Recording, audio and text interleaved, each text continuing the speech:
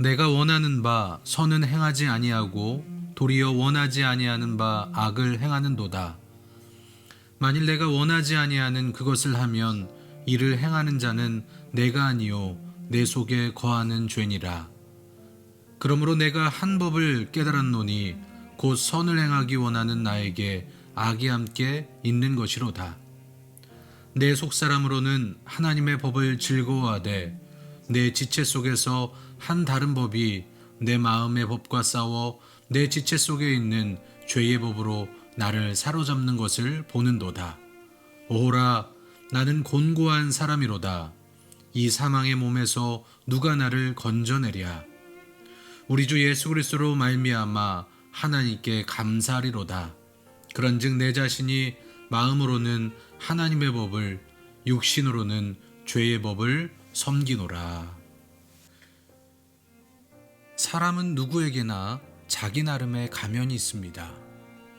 내 안에 있는 생각과 마음을 그냥 있는 그대로 다 드러낼 수 없고, 사람은 자신의 본성을 감추고 포장해서 이 세상 속에서 사회적 인격을 가지고 살아가는 존재입니다. 심리학에서는 이런 인간의 모습을 페르소나라고 정의를 합니다. 원래 이 페르소나라는 단어는 고대 그리스의 가면극에서 배우들이 썼던 가면을 의미하는 단어인데, 쉽게 말해서 다른 사람들에게만 보이는 이중적인 나의 모습을 페르소나라고 이야기합니다. 그런데 놀라운 것은요, 인생을 살아가는 모든 사람들에게 이런 페르소나의 모습이 있다라는 것입니다. 그래서 페르소나와 자신의 본래 모습의 차이에서 오는 그 괴리감 때문에 내적인 갈등을 느끼며 살아가는 사람들도 참 많이 있습니다. 그런데 이러한 페르소나는 우리의 신앙생활에도 많이 나타납니다. 마음으로는 착하고 정직하게 거룩하게 믿음으로 하나님의 법으로 살아가고 싶은데, 죄의 법이 우리를 가로막고 마음으로는 하나님만 바라보고 싶은데 삶에서는 그게 되지 않을 때가 참 많이 있습니다. 그래서 우리는 내가 믿음이 약한 게 아닐까, 과연 내가 바른 신앙인으로 살고 있는가라는 질문과 여러 가지의 내적인 갈등과 고민 속에서 지치고 쓰러지기도 합니다. 그런데 사실 신앙인들에게 이런 고민은요, 당연한 것입니다. 믿음의 거장이라고 할 수 있는 사도 바울도 오늘 본문 19절에 보니까 우리와 같은 고민을 했습니다. 19절입니다. 내가 원하는 바 선은 행하지 아니하고 도리어 원하지 아니한 바 악을 행하는도다. 나는 선을 행하고 싶은데 내 마음에 악이 있다라고 바울은 고백하고 있습니다.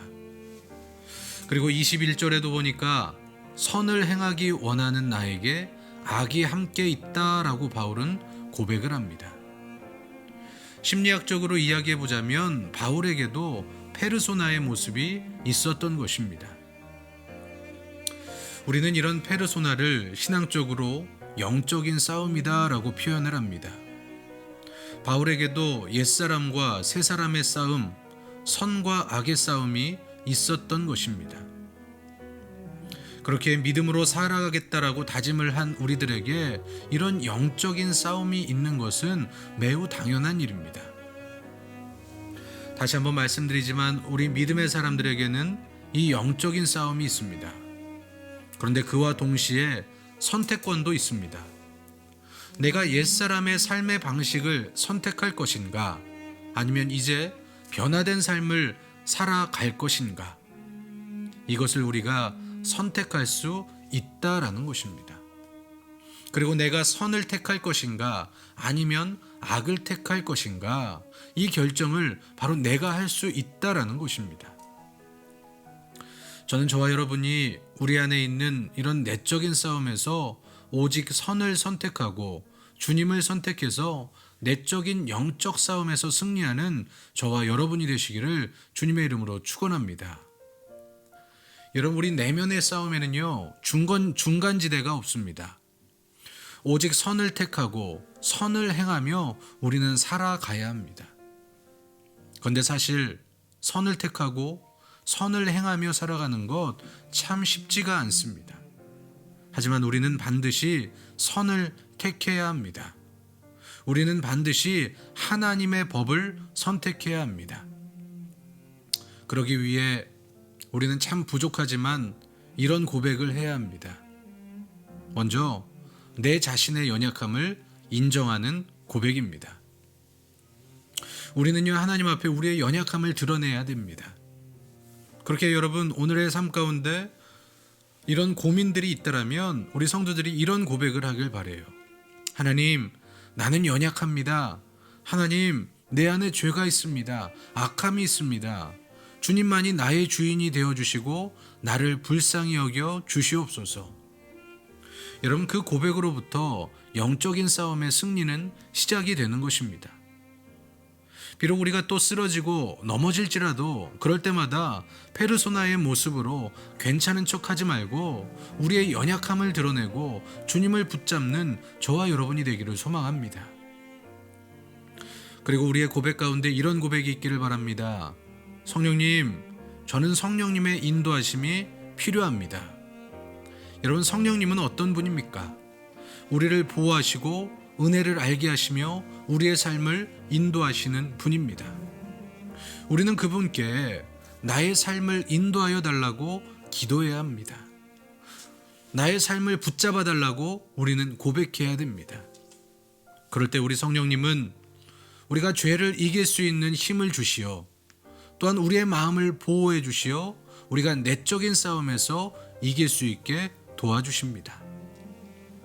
그리고 그 성령님이 주시는 마음을 가지고 우리가 순종하며 살아갈 때에 이 땅 가운데서 살아가는 능력까지도 주시는 분이 우리의 성령님이십니다. 그 성령님의 인도하심을 구하는 저와 여러분이 되길 바랍니다. 혹시 우리의 삶 가운데 여러 가지의 내적인 싸움이 벌어지고 있습니까? 여러분, 우리의 연약함을 인정하고 성령님의 인도하심을 구하는 귀한 하루가 되시기를 주님의 이름으로 간절히 축원합니다. 하나님, 우리 안에 내적인 싸움이 너무나 많이 있습니다. 우리는 선을 택하고 싶지만 우리의 육이 악한 길로 걸어가고, 우리는 하나님을 붙잡고 싶지만 우리가 죄를 지을 때가 너무나 많이 있습니다. 주여, 우리의 연약함을 고백하오니 우리가 모든 죄와 우리의 욕심을 또한 우리 안에 있는 악함을 아버지 다 내려놓고 오직 주님만을 따라갈 수 있는 삶을 오늘 하루 가운데 우리가 살아가게 하여 주시옵소서. 주님, 우리는 부족합니다. 우리를 불쌍히 여겨주시고 우리를 붙잡아 주시옵소서. 예수 그리스도의 이름으로 기도드리옵나이다. 아멘.